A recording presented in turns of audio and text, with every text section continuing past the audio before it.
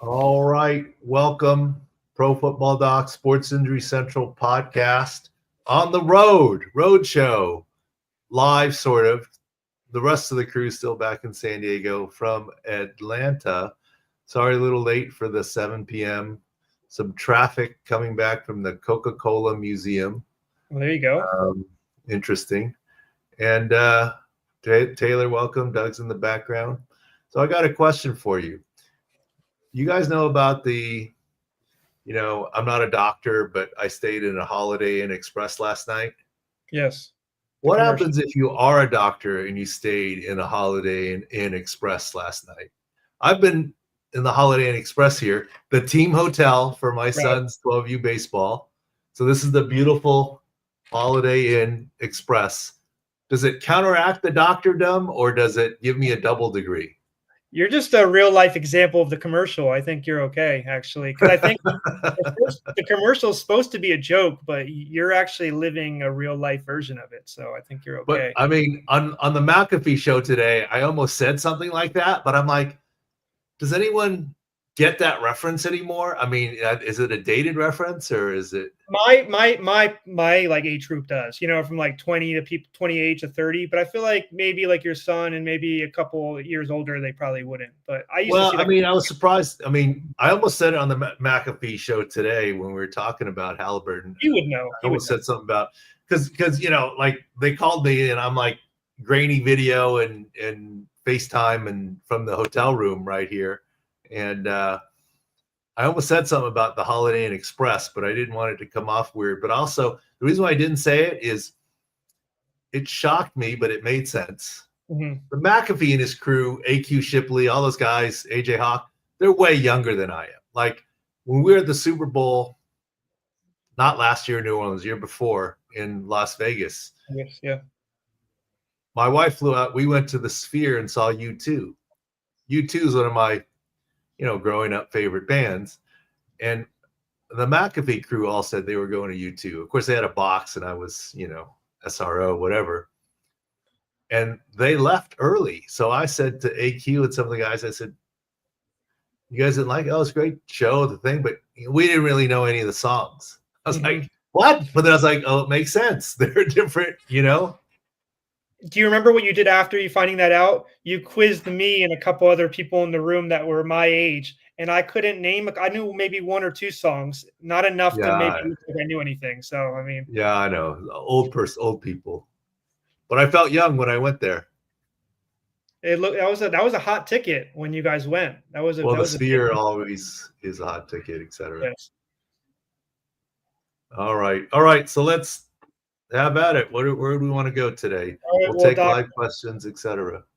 You have the main focus, obviously, being the event that happened last night with Haliburton. I just want to real quick promote our sick picks. We're doing really well in MLB and WNBA. I wanted you to go to sickscore.com, follow sick picks, and follow that. So just jump right in, Doc. Haliburton last night, you were like you said, you were on McAfee earlier speaking on it. It was confirmed tear this morning. Just I don't know how you want to start this off. Just lead us eventually. This last pod you talked about the Achilles tendonitis. So I guess let's go all the way back to that game 2 podium and go. Well, let's since we're doing deep dive here. I mean, okay. The first thing I'd say is, when I first started doing this, and even when you first joined us, whenever we would tweet something like, "Oh, unfortunately, it looks like he, tore his Achilles," I used to always have to couch it a lot. By video, this, that, the other, because people would get mad. How do you know you're not his doctor? You're not watching. You're on your couch or at a Holiday Inn Express watching on a WhatsApp video that you all sent me to my cell phone, right? Because I'm with my son at his 12U perfect game World Series baseball tournament. And we'll talk about that some too. My son's here. You want a guest appearance, Davis? He's saying no. Oh, because we're live. It's like a chance to be a starting pitcher against the number 1 team in the nation. You want to do that again? Tell him we're live. He did do that. Yeah, he'll do that. He did do that. But anyways, so let's go back and talk about a few things here. First of all, it was amazing to me how far we've come in a handful of years, where it was widely assumed on social media, even though there was no formal report, there was enough people saying he tore his Achilles that we actually weren't unique. Mm-hmm. A lot of, copycats, it's fine. Look, if Tesla is the only electric car out there, that means the concept doesn't work.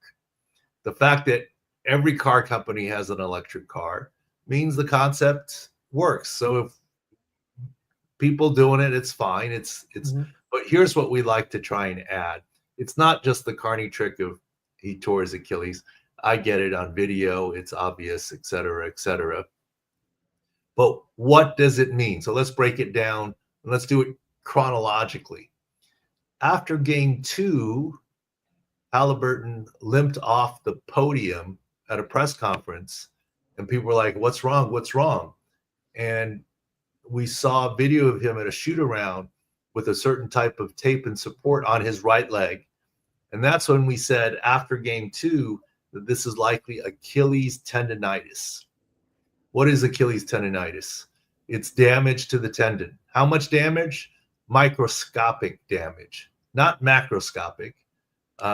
Visible on MRI, yes. Visible to the naked eye, no. And then at that point in time, we talked about, not to jinx him, but we brought up the Kevin Durant 2019 issue where NBA Finals, Golden State Warriors, he tore his Achilles after he came back from his calf/Achilles tendonitis issue. Then he played a couple of games, not necessarily that well or that explosively, but still played and still helped his team. Right. And then developed a calf injury, which was reported. The calf injury is absolutely related to the Achilles tendonitis. Same thing with Kevin Durant.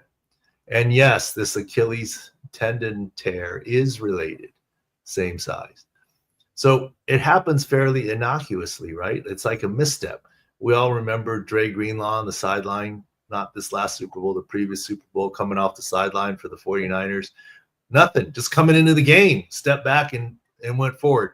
Eccentric load. What happens, believe it or not, is the tendon there's what's called cross-linking. And when there is tendonitis or damage, it doesn't cross-link as well, or quote, partial tearing. And so when you're change directions really quick, see, tendon is supposed to cross-link and be firm and then shrink down. But when you go really quick, it doesn't have a chance to cross-link.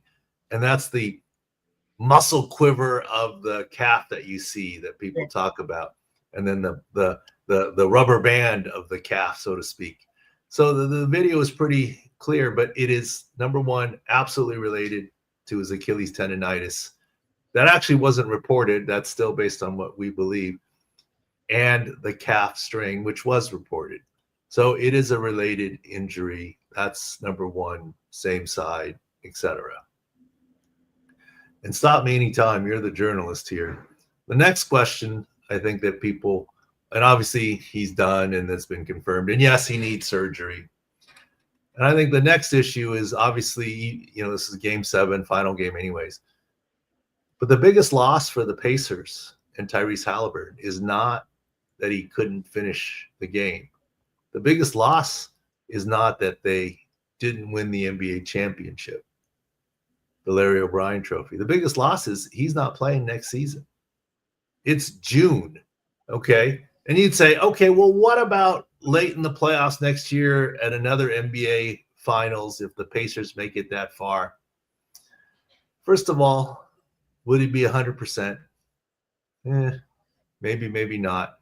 Number one. Number two, if the Pacers get there without him, you're just going to reassert a guy into the flow last minute? I mean, that's a little bit difficult too. Right. And also, it's hard to say that they're going to make it that far without him, right? So if you had betting odds, I'd say he doesn't play next year at all. And if he does, it's relatively token. So the biggest loss is the Pacers not having Tyrese Haliburton for next season. And that's big because that's. Do you remember the number one question after Kevin Durant tore his Achilles? the number one question was, would you sign him to a max contract, and will he ever be the same again? And I went on record saying yes. People said, well, Kobe wasn't the same again. And I said, well, Kobe was at the end of his career, right? Exactly. I mean, it's a different animal. And Kevin Durant is so long and the whole thing. And look, Durant just got traded, but like he's been a couple teams. He's clearly a max contract guy still. He's still Kevin Durant.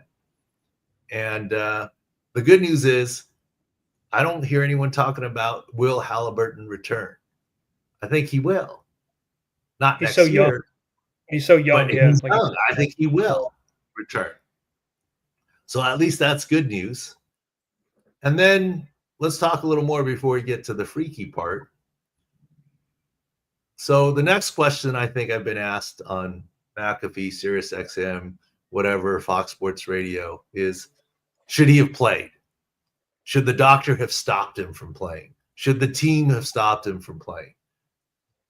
And I say no. It's called, did the team get the diagnosis wrong? No, they knew. They know more than we do or than I do from afar. Right.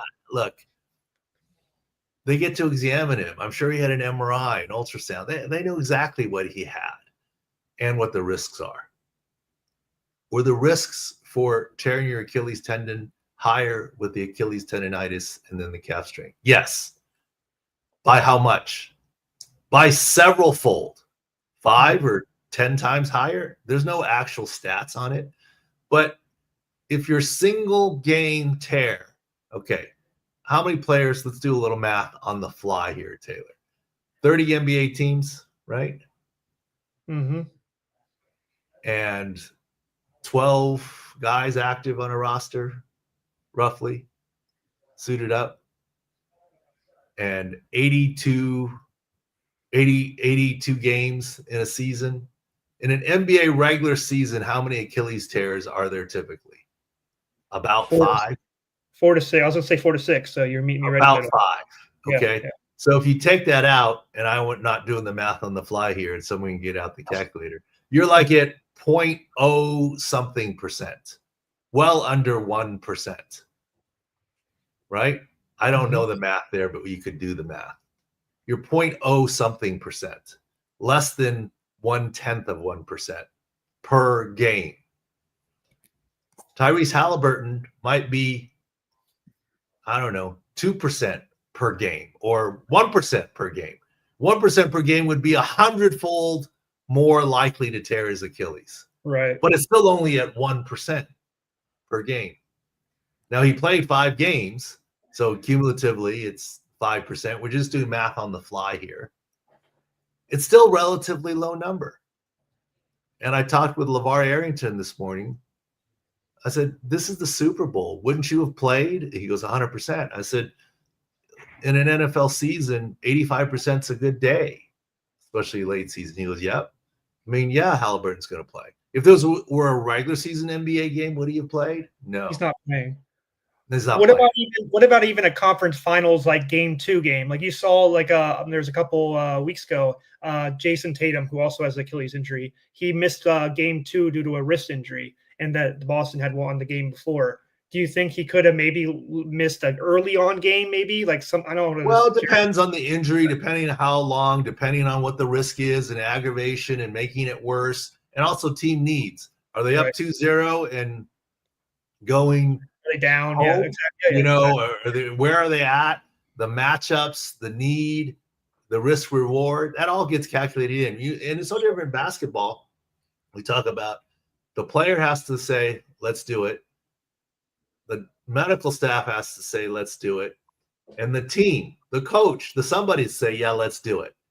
As opposed to, hey, you know, this matchup's okay right here. We're going to go without, you know, let's get you healthier.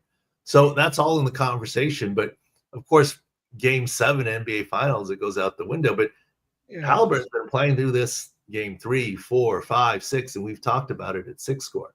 Should he have played? If he was explained the risk and properly evaluated and chose to play, and the team chose to play him, should he have played? 100%.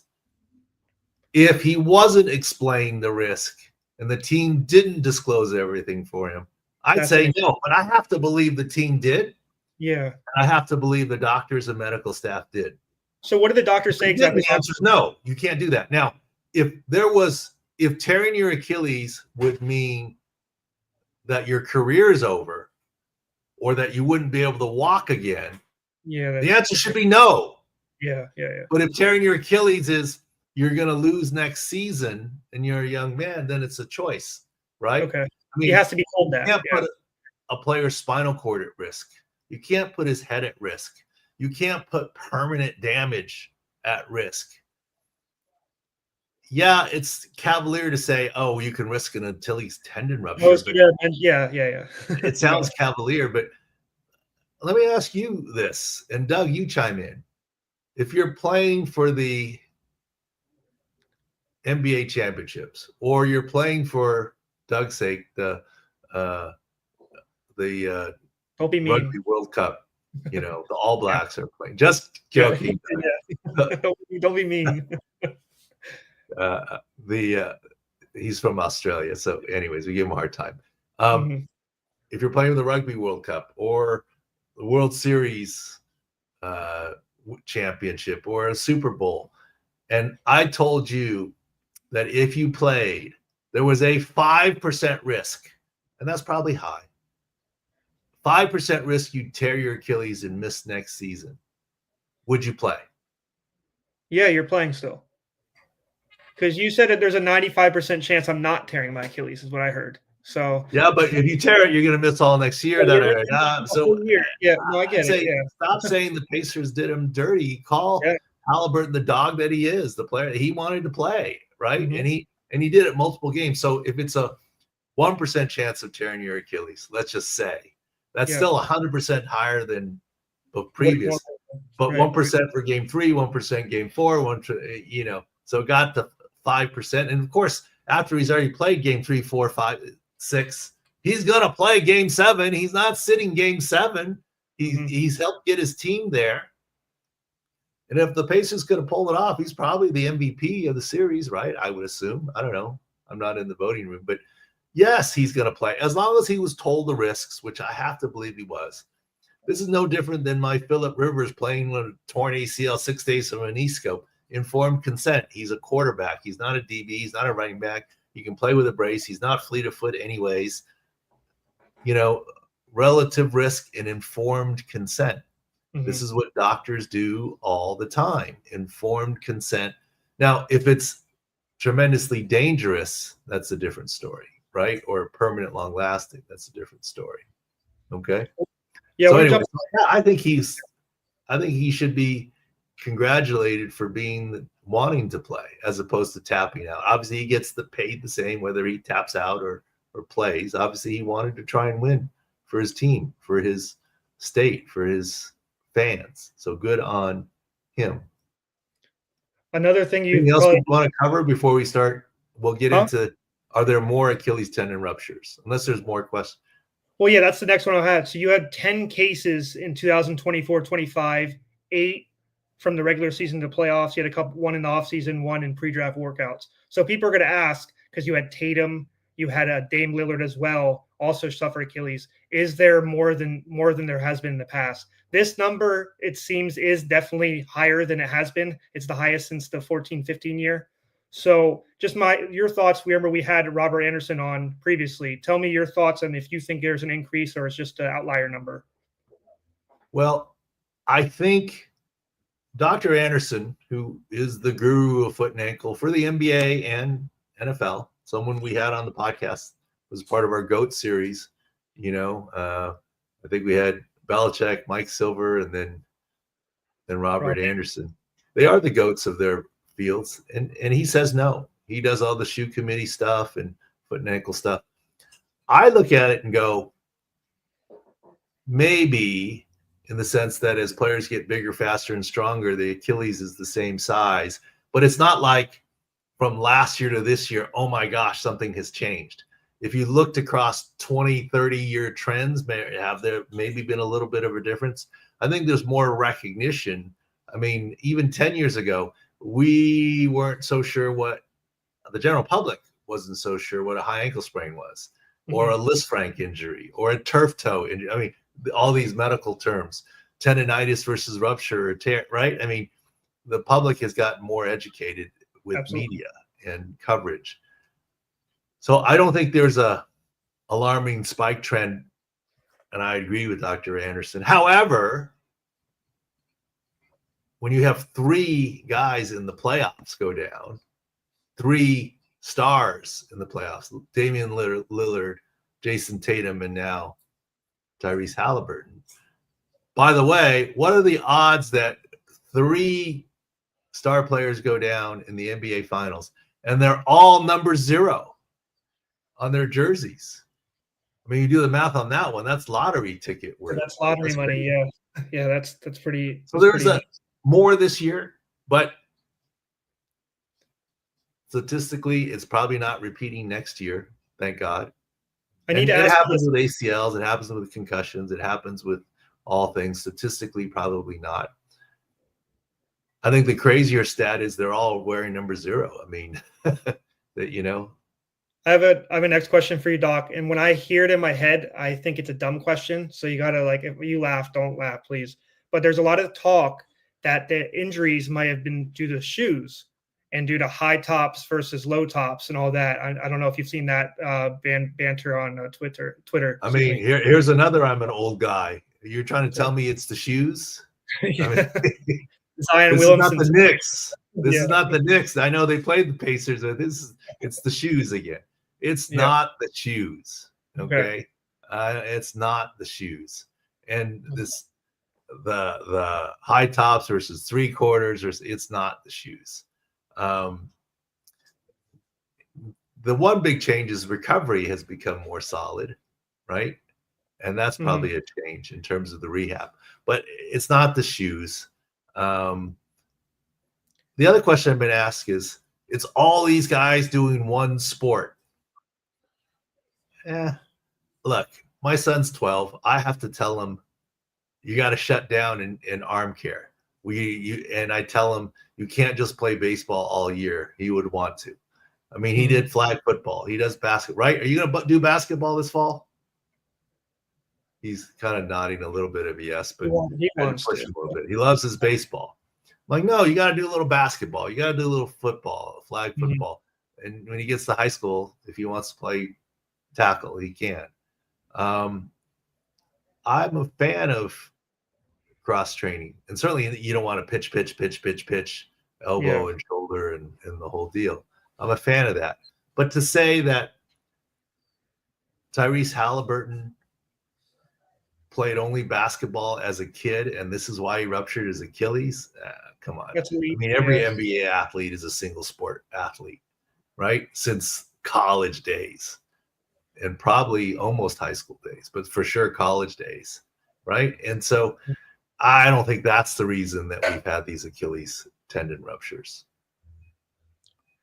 All right, Doc, before we go to the next topic, I just want to make sure people, so we had these sick picks that are coming in with your everybody the docs and everybody's insights, and one of them was to pick the Thunder due to his injury, and we did get the 6.5. I was calling everybody. I was like, should we go in game too after the injury, right? Because once it's, the injury happens, should we attack it more? But we settled on what we had. So we've been doing that all year, Doc, right? And we'll do it for NFL when there's live stuff happening, injury, stuff like that.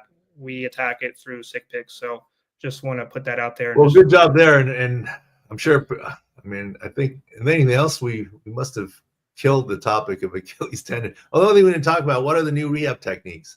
There's something, I mean, like Aaron Rodgers, I heard it in the background. Yeah. Blood flow restriction, the machine, saw him using that. Others have used that. And that helps with early rehab. And the rehab is better. That's probably what gets people back more. Rather than, oh my God, the surgical technique of this, that, the other fancy name. It's still sewing the tendon back together. Right. As barbaric as it sounds. And it's actually a very simple surgery to do, kind of thing. And yes, the final thing is we didn't talk about it. although his dad said it was an Achilles injury, he didn't say tear, rupture. But on the court, the athletic trainer knew it. Before the doctor even saw him, they knew it. Right. Tyrese Haliburton knew it. You know, I mean, it's like you turn around and see who kicked you or who shot you from the stands, you know, kind of thing. And that was his reaction. Very simple. You didn't need the MRI to know it. They announced it, I guess, today. I'm not sure what time, but they said he's having surgery today as well. Surgery on Monday today as well. Yeah. Oh, now that's a new trend, right? Jason Tatum, they didn't announce his until after his surgery that next morning, right? They said, boom. There's no to do it the next day, that day, 3 days from now, a week from now. Information's there whenever they want to put it no different. But good. They got him in, you know. And you know, I would assume I mean, I don't know. I guess he had to fly home.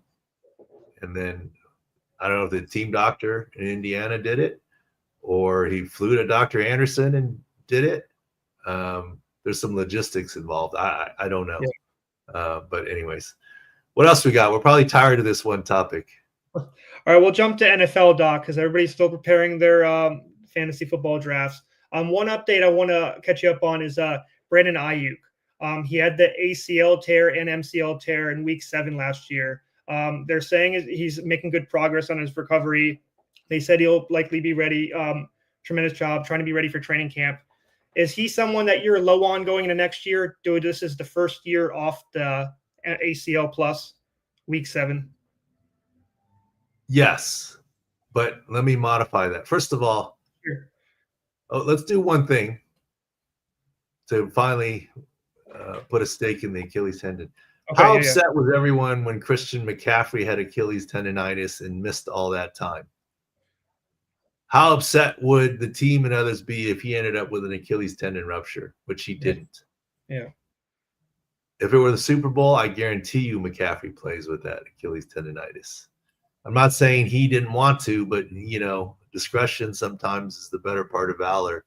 Getting that Achilles tendon healthy, not taking the risk of rupture and affecting his career and the rest of the season. And, you know, so sometimes before we jump on players and get mad, I drafted Christian McCaffrey, it's Achilles tendonitis, that's terrible. Well, you know, there's two sides of that. Getting back to your Aiyuk question, now he's a bigger body receiver. He doesn't rely completely on quickness. He might get more targets this year, although Kittle and others and Ricky Pearsall, and others are going to steal some. No, look, would I draft Aiyuk at his usual projected thing? No, I think, you know, look, hope springs eternal. Does anyone ever says he's not looking good? It's, oh, he looks good. Surgery was a success. He's doing great. He's ahead of schedule. Do we ever hear that he's not? But then we do sometimes hear, oh, they're on PUP or it was whatever. We're working on the season guide here, but his 6 score is going to put him in the yellow category for the season. You're still my thunder. The next 2 players I want to talk about, Doc, Anthony Richardson and Malik Nabers, both got that soft, nice, you know, hey, they're going to be ready for training camp. But do you still have your red flags on both those players going in? I have a less of a red flag on Anthony Richardson's shoulder injury, even though it's the same AC joint side. But my worry for Anthony Richardson is utilization.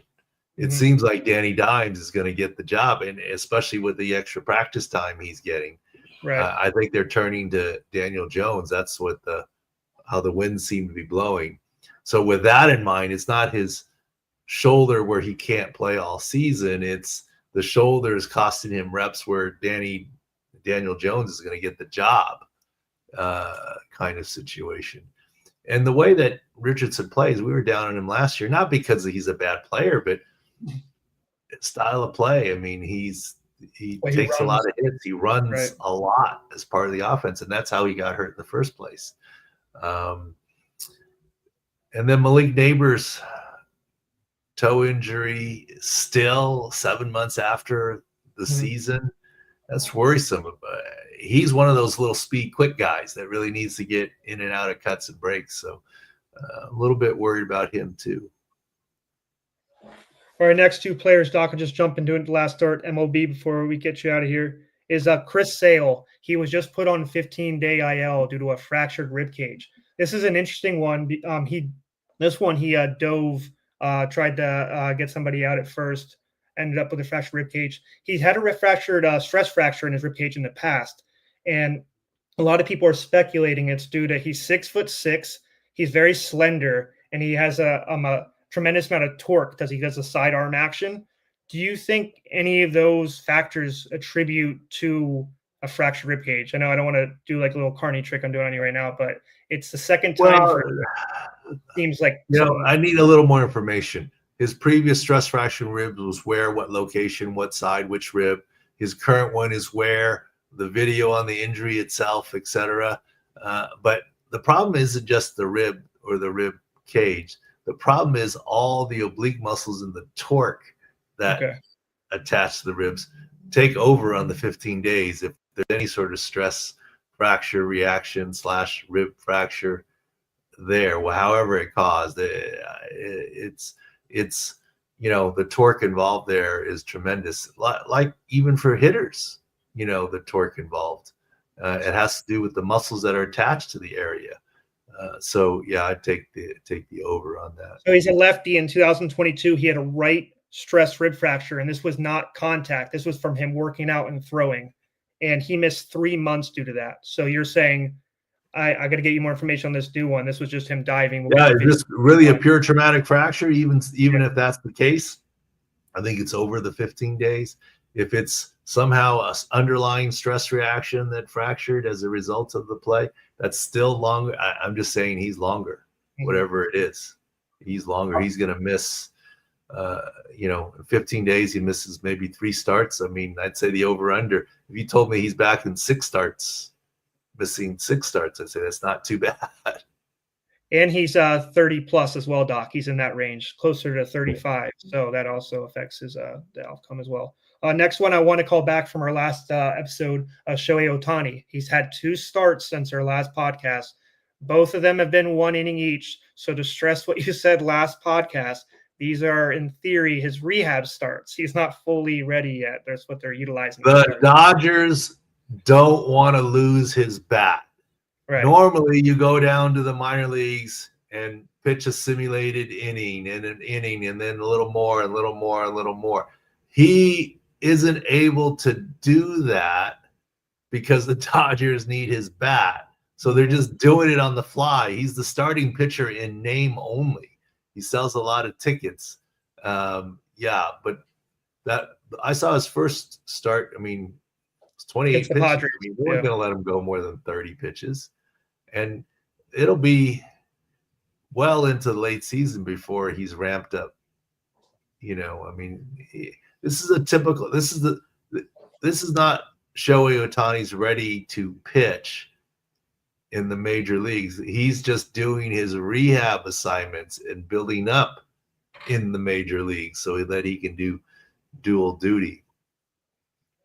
It was interesting because when we were talking through that game, you came up with having the over in that game. Remember, it was 8.5 because it was Ohtani. We didn't think he was going to be stretched the whole start. They had Cease on the mound who pitched against them before, right? So that was something.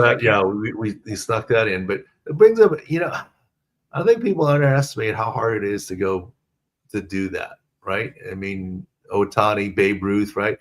Which brings up Travis Hunter. I'm not buying for 1 second that he's going to be a 3-down offensive player and a 3-down defensive player. And I mean by 3 downs is if there's a 12-play drive on offense, he's playing all 12 plays. Right. And then an 8-play defensive series, he's playing all 8. That's not happening. Do I think he can play both sides? I think he can. Right? But it's going to be in select ways. The question is, how is he going to be? The way the sport is, that's like, I mean, in this, your favorite sport, hockey, like doubling the shifts of a hockey play. I mean, come on. I mean, look, you see an 8-play offensive drive, and you see the defense with their hands on their knees. So you're going to take that guy with his hands on his knees and then flip him back around and put him 7 plays on off? I mean, it's just not going to happen. And this is not how are they going to utilize him? I don't know. I think he's a great athlete. Can he play both ways? Yes. Is he going to play all downs both ways? Come on. I mean, that's just not happening. Yeah, I don't see this. I see the split being like 80-20. I think they're going to use him a lot on offense. The defense, like you said, they might have a special package, play 1 or 2 downs. But like you said, it's not college, right? There's no possible way he can do all 12 on offense, the downs, and then go to defense right after. I mean, you mean, even though Tommy's not being great, if he does it, I see times where his play will suffer. And Ohtani does that once every 5 days. This is like Ohtani pitching and batting every single day, right? If you're trying to make a comparison, or yeah, and the other difference, don't forget now, Ohtani's a DH, right? He doesn't even go in the outfield, exactly. So, yes. He gets a little bit of a break already. Although pitching is certainly greater than position playing. Yeah. All right, Doc, that's all I had for you. This episode, I just want to say last second, is brought to you by Sick Picks. Use all eyes our MLB, WNBA, and we'll have NFL futures coming up. And Doc, like you promoted before, NFL injury guy with multiple insights is at SICScore.com. That's coming up as well. And easy beast of the week is Tyrese Haliburton for just saying, no, that's the NBA Finals. Let's go. Let's roll. Let's Game 7, baby. Yeah. Do what I can for my team. Now he's going to pay the price a little bit, and people should remember it. Don't second guess what he should have done. Just say you're a dog, Haliburton. You're a dog. Good for you. All right. Thanks for listening and watching Pro Football Doc Sports and News Central podcast, live from the Holiday Inn Express in Atlanta. I guess I stayed at Holiday Inn Express so I can make diagnoses on video. I guess I could before. All right, thanks for listening. That's how we do Haliburton, right? Yes. Yeah. All right. Thank you. you. Review and subscribe as well. Yes. Davis, last chance. You want to hop on? No. It's live. No. That's all good. All right. Thanks, guys.